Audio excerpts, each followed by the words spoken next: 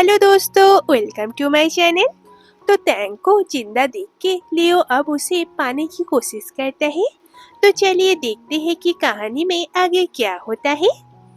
फिर सभी मिलके एक ऑक्शन पार्टी में जाते हैं, लेकिन अब इन तीनों की रिश्ते की सब कुछ पब्लिक हो गई है और ऑलवेज गलती तो लड़की की ही होती है। इसलिए वहाँ पे आए हुए सभी लोग टैंक के बारे में बातें करने लगते हैं। कोई कोई तो टैंक को कैरेक्टर लेस भी कह देती है।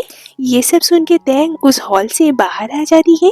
तो तब मिस्टर गुन स्टेज में थे, लेकिन टैंक को जाते हुए देख के वो अपना स्पीच बीच में ही रोक के वहाँ से चले जाते हैं। लियो भी टैंक के पीछे पीछे बाहर आता है और उसके साथ जबरदस्ती करने लगता है। और इस सब के बीच में टैंक के पेट में फिर से दर्द शुरू हो जाता है। मिस्टर गुन तो लियो को किसी तरह टैंक से हटा के उसे वहाँ से लेके जाता है, लेकिन अभी भी ये बस टैंक को पाने के बारे में सोच रहा है, जबकि मिस्टर गुन को टैंक की हेल्थ सबसे ज्यादा इम्पोर्टेंट है। इधर ये दोनों घर लौटते हैं। टैंक अपने रूम में चली जाती है और बहुत ज्यादा शराब पीने लगती है। मिस्टर गुन उसे रोकता है। वो कहती है, मैं अच्छे से जीना चाहती हूँ, लेकिन मेरा पास्ट मुझे कभी खुश नहीं रहने देगा। मैं जब भी उसे देखती हूँ मेरी हर एक घाव फिर से मुझे याद आने लगती है। मैं उससे बहुत डरती हूँ। तुम मुझे बचाओगे ना उससे?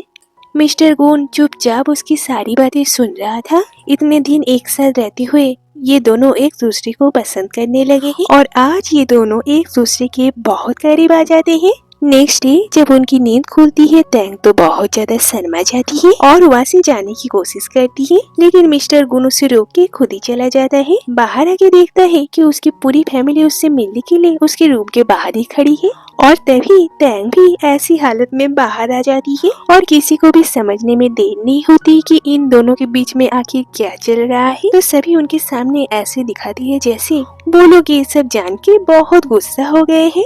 असल में तो ये दोनों एक साथ हैं। ये देख के ये लोग बहुत खुश हैं और सोचते हैं कि इन दोनों की शादी धूमधाम से करनी होगी और ये दोनों भी शादी करने के लिए मान जाती है, क्योंकि ये दोनों एक दूसरे को पसंद जो करने लगे हैं।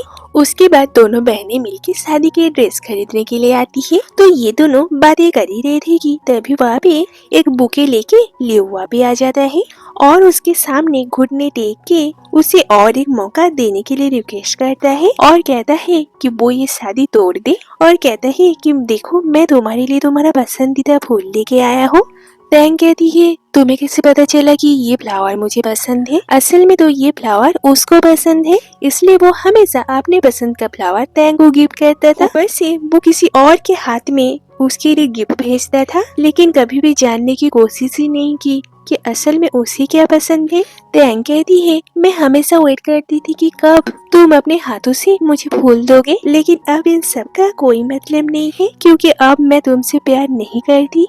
और उस बुके को वहाँ पे फेंक के वहाँ से चली जाती है। उसके जाने के बाद उसकी बहन कहती है, मुझे पता है कि तुमने टैंक के साथ जो भी किया, उसके बाद मैं तो तुम्हें इंसान नहीं बोल सकती, फिर भी मैं तुम्हें मदद कर सकती हूँ टैंक को पाने के लिए। कुछ दिन के बाद उसकी बर्थडे है, उस दिन तुम उसे ग्रैंड वेडिंग गिफ्ट करो। लड़कियों को ये सब बहुत पसंद होता है और इससे शायद वो तुम्हें माफ भी कर सकती है। ये कहता है, मैं तुम पर विश्वास क्यों करूं? बहन कहती है, क्योंकि तुम्हारे पास और कोई चॉइस नहीं है, अब सब कुछ तुम्हारे ऊपर है। लियो ये सब सुन के वहाँ से चला जाता है, लेकिन टैंक की बहन को देख के लगता है कि उसके दिमाग में कोई और प्लान है, क्योंकि वो चाहती है कि लियो भी फील करे किसी को खोने का दर्द क्या होता है। इधर जब टैंक एक वेडिंग गाउन को ट्राई करती है, लियो तो बस उसको देखता ही रह जाता है।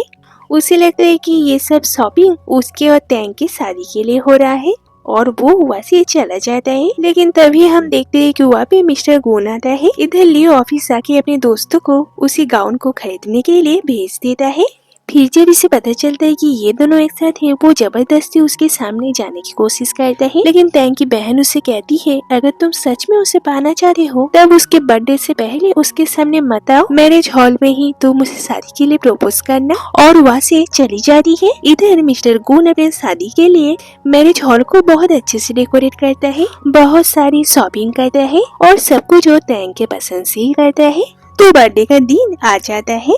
तो लियो मैरिज हॉल बुक करने के लिए अंदर जाता है, लेकिन देखता है कि मैरिज हॉल तो पहले से डेकोरेट है। वहाँ के स्टाफ कहते हैं आज ये हॉल किसी ने शादी के लिए पहले से बुक कर लिया है। लियो कहता है तो फिर उसे बुलाइए, मैं उससे बात करूंगा क्योंकि आज मुझे ये हॉल चाहिए। तभी वहाँ पे मिस्टर गुन आता है, वो भी ट्रेडिशनल ग्रूम के बेस में। लियो कहता है क्या आज तुम्हारा शादी है, तो फिर ब्राइड कौन है? तभी वहाँ पे ब्राइड आती है जो कि ऑब्वियसली टैंग है। लियो कहता है पर तुम्हारी शादी तो मुझसे होने वाली है ना? ये कहती है क्या तुम मजाक कर रहे हो, आज हम दोनों की शादी है और मैं तुम्हें कभी माफ नहीं करूंगी, तुम कुछ भी कर लो।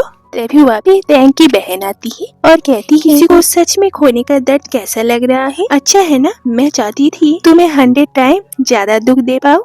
इधर ये दोनों एक दूसरे को रिंग पहनाते हैं और फिर वो दोनों वेडिंग किस करते हैं और ये सब देखे लियो का दिल बिल्कुल टूट जाता है और उसके दोस्त उसे वहाँ से लेके जाते हैं। शादी के बाद उनके सारे मैरिज रिचुअल्स कंप्लीट होते हैं और पूरे फैमिली उन दोनों की शादी से बहुत खुश है। मादा टैंग को एक एक्सपेंसिव बैंगल्स गिफ्ट करती है। इधर साइड में मिस्टर गुन और उसकी बहन बात करते हैं, जहाँ पे हमें पता चलता है मिस्टर गुन को बहुत पहले से टैंग पर क्रश था और आज वो उसकी पत्नी है और वो इस बारे में अपने बहन को चुप रहने के लिए कहता है। फिर वो दोनों अपने फर्स्ट नाइट स्पेंड करते हैं। नेक्स्ट डे मिस्टर गुन उन दोनों के लिए एक नया घर खरीदने के लिए घर देखता है क्योंकि टैंग को कोई भी घर पसंद नहीं आता। शायद मिस्टर गुन को पता है कि टैंग को कैसा घर पसंद होगा, इसलिए वो उसे उस घर में लेके जाते हैं जो कि टैंग के पेरेंट्स का घर है। उनके रिलेटिव्स उनसे ये घर छीन लिया था, लेकिन मिस्टर गुन टैंग के लिए वो घर खरीद लेते हैं। फिर वो दोनों उसी घर में रहने लगते हैं। मिस्टर गुन टैंग के लिए खाना बनाता है जो कि टैंग को बहुत पसंद आती है। ये सब देख के टैंग बहुत ज्यादा इमोशनल हो जाती है और कहती है मुझे याद है बचपन में मेरी मम्मी यहाँ पे खाना बनाती थी, अब लग रहा है जैसे मैं अपने घर में हूँ। और मिस्टर गुन को हक करके रोने लगती है। फिर कहती है कुछ दिनों से मेरा हेल्थ थोड़ा ठीक नहीं लग रही है, मुझे बहुत वॉमिटिंग फील हो रही है। मिस्टर गुन कहते हैं तो फिर आज मेरे साथ हॉस्पिटल जाके एक बार चेकअप कर लो। इधर 2 महीने बीत जाते हैं, वो ये 2 महीना कंपनी से दूर है। लियो बस अपने घर में बैठ के शराब पीता है। उसके दोस्त उसे रिक्वेस्ट करते हैं ताकि वो कंपनी में वापस जाए, लेकिन उसकी हालत देख के वो लोग पहले उसे हॉस्पिटल में एडमिट होने के लिए कहता है, लेकिन ये तो कहीं पर भी जाने से मना कर देता है। इसके दोस्त कहते हैं टैंग और मिस्टर गुन आज हॉस्पिटल में आने वाले हैं, इसके बाद भी क्या तुम नहीं जाओगे? और ये सुनने के बाद लियो जाने के लिए मान जाता है। इधर हॉस्पिटल में ये दोनों सभी को मिठाई बांटते हैं क्योंकि टैंग प्रेग्नेंट है और ये बात लियो की फास्ट लव दूर से सुन लेती है। लियो को भी ये बात पता चल गया है। फास्ट लव उसके पास आके टैंग के बारे में बुरा बुरा कहने लगती है, लेकिन पहली बार लियो उसे चुप करवा के वहाँ से जाने के लिए कहता है। फास्ट लव भी गुस्सा करके वहाँ से चली जाती है।